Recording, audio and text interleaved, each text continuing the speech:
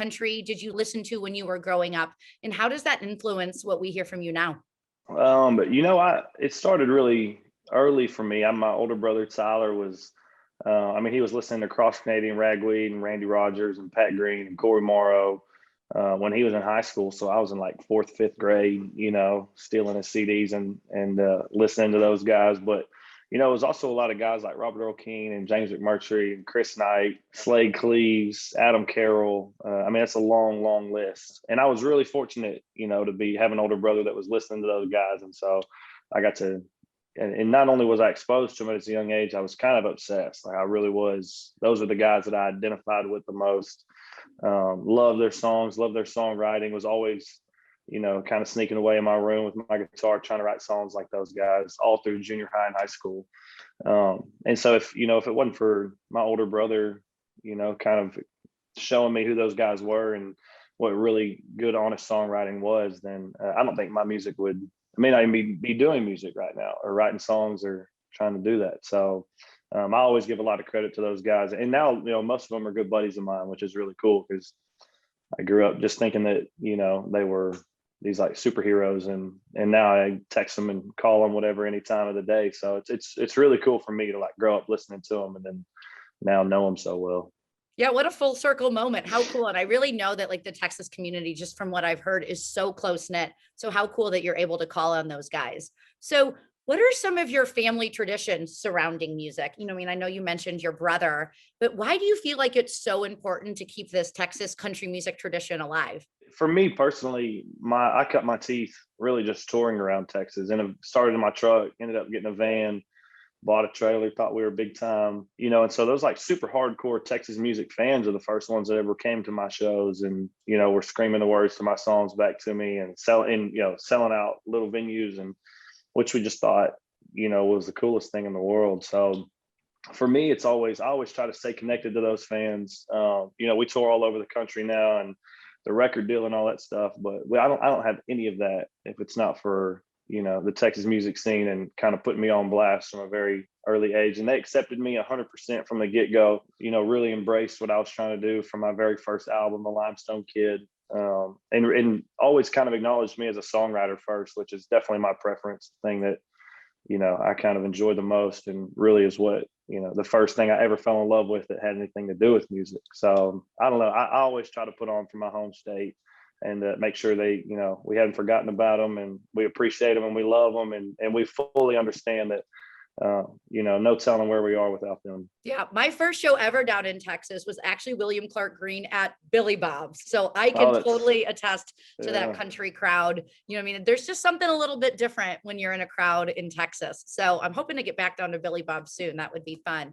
But I was reading through your bio and just trying to get like little glimpses of who you are. I haven't seen you perform yet, so I'm super excited that I get to do that next week. But, in your bio, you say you want to have this Luke Bryan success while you're singing these Chris Knight caliber songs. So can you tell me a little bit more what that means to you and how you kind of want to bring that into fruition here for yourself? Yeah, I think Luke's just done such a good job in his career of being, uber successful. And he really kind of, changed the sound of country radio, which a lot of people fell in line with. And all of a sudden, a lot of people started to sound like Luke, and all their songs that were going to radio sounded like Luke Bryan songs because he was having so much success. And I never wanted to get, looped into this category and sound like everybody else or follow anybody else's path. I always wanted to have my own sound and be really super genuine and honest in kind of the production and the songwriting and the creative process. And so I thought, I loved what Luke's done in his career. I think it's unbelievably impressive how successful he's been. But I knew I couldn't come into town and sign a record deal and start sounding like Luke Bryan. You just fall into the mix and be just another guy on the radio. So it's really kind of where I started to fall back on, the roots of the music that I listened to from an early age that made me fall in love with music and songwriting.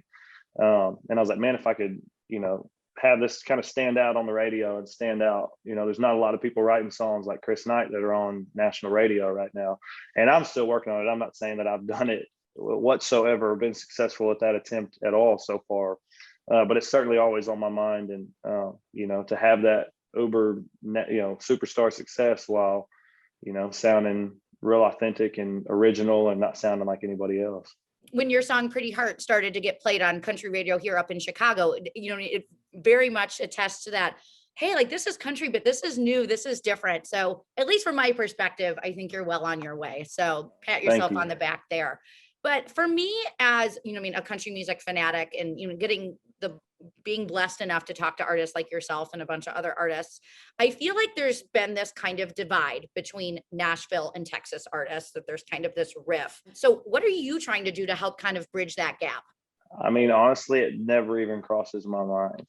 I know like way back in the day with Pat and them, you know, I'm sure there was a lot of kind of animosity to artists from Texas going to Nashville, but I don't know. It never even crosses my mind. I'm always, you know, I have some of my best friends in the world are here in Nashville and are super successful. Some of my other best friends in the world are strictly Texas artists and extremely successful down there. I don't even, you know, everybody, I don't even know if that exists anymore. I think everybody's pretty much, you know, kind of on the same page of, you know, don't knock the hustle. Everybody's got a different way that they create and write and want to sound and the way they want to go about their career. So I don't think the whole Nashville, Texas thing exists anymore. You know, as long as you're honest and your songs are good and you're working hard and earning it, I don't really know how you could, you know, say anything about any of that. No, I like that. For me as a fan, I love that kind of everybody's happy with each other. And like you said, kind of honoring that hustle. So how do you feel like you've grown as an artist since your first album, The Limestone Kid? You know, I don't know. Some days I feel like I haven't grown at all. And I feel like I've kind of been stagnant all three albums of, you know, I'm super kind of my own worst critic, super hard on myself about it. And so I don't know, some days I feel like I've grown tremendously and exponentially. And, you know, it's just each album's been, you know, this huge, you know, kind of growth process. It's so obvious and you can tell, you know, that the talent has grown and the creative process has grown. And then other days I'm like, man, it all sucks. So it's kind of a constant battle back and forth with myself.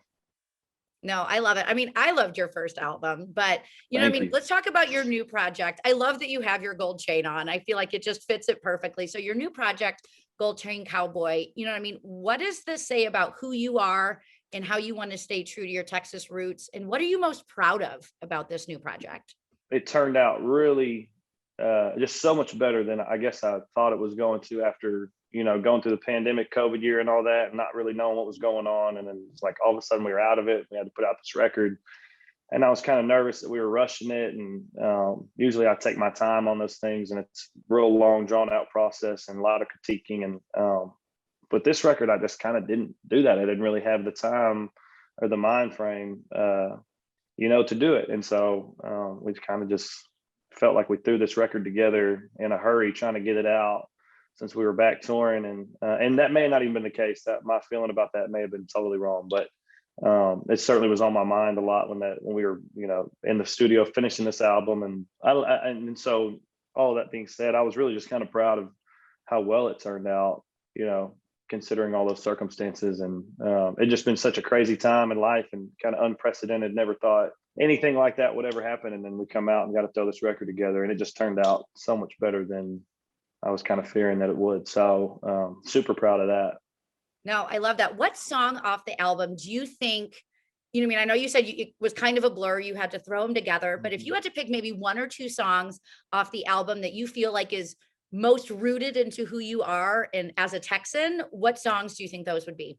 You know, I would have to say Rest of My Life for sure. That's probably my favorite song I wrote on the album. If there's probably Only Heart Like Mine, that was a song I'd been trying to song I'd been trying to finish for, I had that for like first verse in that chorus for, you know, like 5 years, I think, or 4 years. And it kind of stumbled back across it when I was finishing the record. And those two definitely, I just feel like they're the best, most honest, well-written songs on the record. So those do it for me.